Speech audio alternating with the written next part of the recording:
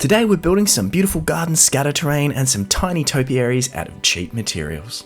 So in the last video, we made a fully modular system for a hedge maze, and this week we're going to be making some topiaries and other scatter to fill it in. If you don't know what a topiary is, it's these kinds of things. Basically, it's a hedge cut into the shape of an animal, person, or thing. So for this one, what we're going to be doing is taking a heap of cheap animal toys and some dragon toys and basically turning them into hedges. What you're going to need for this build is some small animal figurines, dragons, dinosaurs, or anything you want to use as your representative shape, some flocking, spray glue, foam board, and green paint. You can get the cheap animal figurines from pretty much any cheap shop, but I personally already have a whole ton of these to pick from. When you've been hobbying as long as I have, you tend to gather a fair bit of junk. Okay, so we're going to take some of this foam board and start cutting into shape, making sure to use the models that you plan on using as a reference so that they're big enough for the piece that you have planned. I'm basically just putting this guy down on our foam board and cutting out around him, trimming this down to size and then cutting out a few more pieces to match this size. I'm doing 2 larger pieces and 1 slightly smaller just to give us a little bit of variation, and then coming in and carving in some brickwork. This foam board takes patterns really well and is a very common practice within our hobby. Once I've hot glued this together, I carve a few more shapes into it and cut out a little bit deeper in the middle to represent our garden bed. And then we have a super basic platform. I'm going to cover this up in a mix of black paint and Mod Podge to seal everything up, and then repeat the process a whole heap more times, giving us a few different variations of bases for our models. Now we have our collection, it's time to paint these up. I'll be using Karak Stone and Ushabti Bone from Citadel. First things first, going around and coating all of these models in a fairly heavy coat of the Karak Stone, giving us a nice matte stone base. Before I came in with the Ushabti Bone, I also grabbed out some Tamiya soil effects and added this into our garden bed areas. I personally really like to water this down as it spreads it nice and even, and when this stuff dries, it has a really nice texture. It's one of my favorite texture paints to use, and you'll probably see that I use it a lot throughout my channel. So I'm going around and filling in all of our garden beds with this texture paint. And there you see how nice that looks when it's dried, giving us a really nice matte dirt look. Now I'm going to bring that Ushabti Bone in as I use this over all of my bricks in my main maze that these will be going into, and dry brushing it over all of our builds.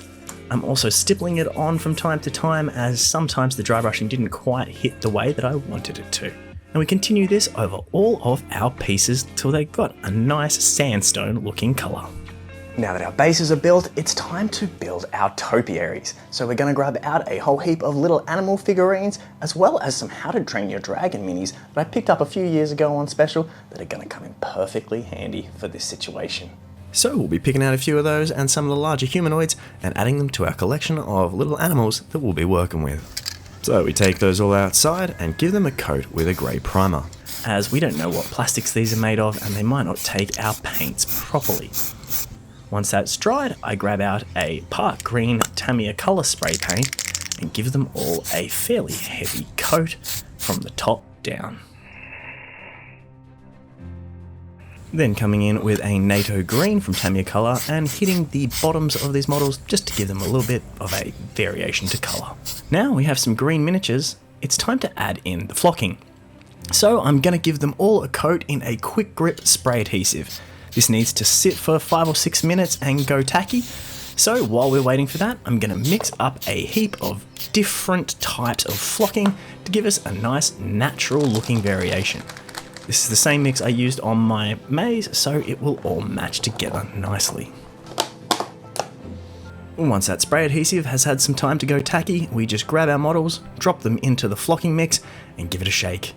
Sometimes it needs a little bit more pressure and you might need to fill in some gaps with another layer of glue, but essentially we're just going around piece by piece adding as much flocking to these as we can get to stick.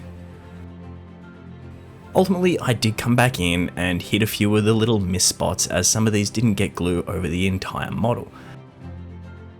Once they'd had a couple of layers, they came out looking really nice. This build is inspired entirely by Nate Harris, who dropped this post over on the Tabletop Crafters Guild and inspired me for this entire process. I've pretty much copied what it looks like he's done in my own way and added a few extra little details.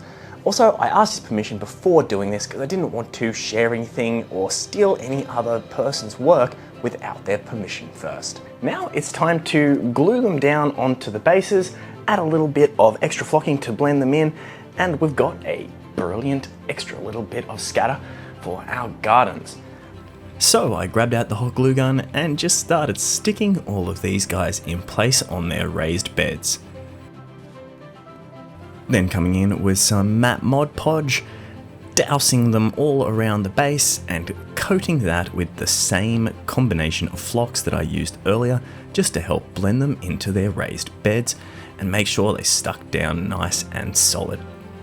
For this one in particular, I decided just to put the flocking straight down on the base and keep our model separate, so if I so choose, it might just come to life and attack my players.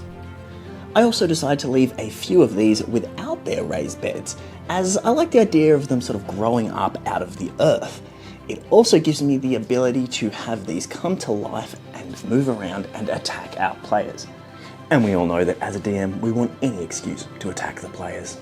And since they didn't all get stuck down, I decided to use those extra bases that I built to make a few garden beds. So I pulled out all of my miniature flowers and static grass tufts that I've gathered over the years of hobbying and started laying them out over these raised garden beds that we built earlier as the basis for our topiaries. Trying to use a few different variations so I've got some different options for the future. This kind of scatter can be super useful across so many different areas, but it'll look very nice amongst this fancy garden scatter that we're building.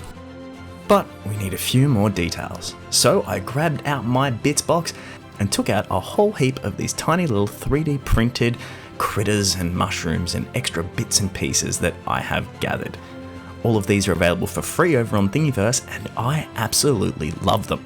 If you have a resin printer, they are a great way to add that little bit of extra detail to any build.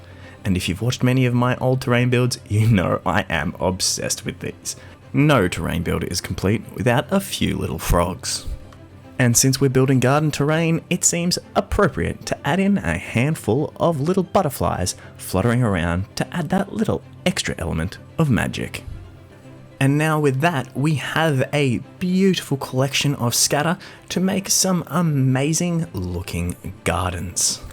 There were a few little gaps still to the underlying models and I didn't want that shiny plastic look to come through. So they all got a coat with a matte sealant just to try and cover up any shine and help hold everything together. And there we have our finished garden beds and topiary scatter terrain, and they came out looking absolutely amazing. This is one of my favorite new ways to take some random models and turn them into something awesome and usable for the table. I also used an old Skylander and turned Spyro into a much bigger dragon topiary that might just come in handy in the game that I have planned. These are going to look great in my hedge maze, but also have the capability of being played out in a lot of different situations. Whether we're venturing into the home of a noble and we come into an encounter in their yard, or maybe being scattered throughout the environment surrounding a hag's hut. Honestly, there's a lot of different ways you could play with these, even if you just put them down on the table as a little bit of something extra to make your outdoor environments look a little bit more lived in. This terrain was super easy and cheap to make. You could build a whole heap of these and they could be a great way to take care of some of that pile of shame. Just dunk them in a bit of glue and cover them with flocking and you've got some awesome topiaries. A big thanks again to Nate for letting me use his build as inspiration for this video series, and I hope you guys have found something to inspire some builds for your own tables. And remember, never stop making stuff. And don't forget to check out the full maze build.